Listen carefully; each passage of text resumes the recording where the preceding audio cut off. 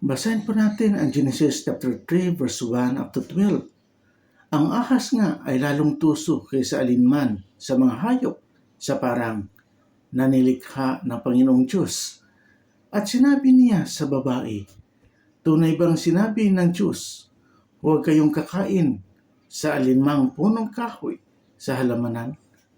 At sinabi ng babae sa ahas, sa bunga ng mga punong kahoy sa halamanan ay makakain kami.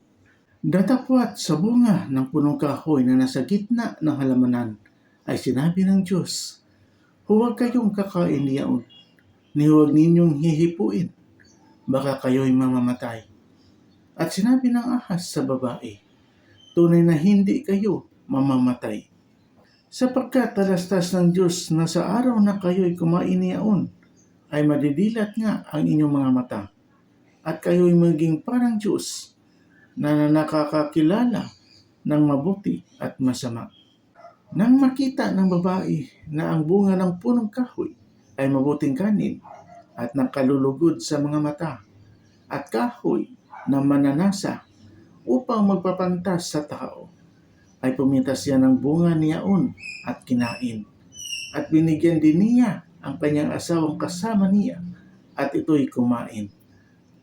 At nadilat kapwa ang kanilang mga mata at kanilang nakilalang sila'y mga hubad at sila'y tumahi ng mga dahon ng puno ng igos at kanilang ginawang panapi at narinig nila ang tinig ng Panginoong Diyos na lumalakad sa halamanan sa kulimlim ng araw.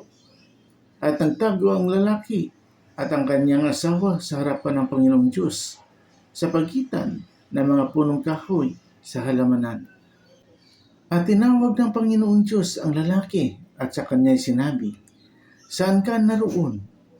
At sinabi niya, narinig ko ang iyong tinig sa halamanan at ako'y natakot sapagkat ako'y hubad at ako'y nagtago. At sinabi niya, sino nagsabi sa iyong ikaw ay hubad? Nakakain ka ba ng bunga ng punong kahoy na inuutos ko sa iyong huwag mong kanin?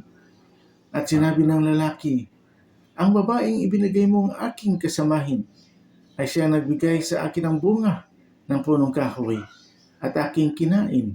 Amen.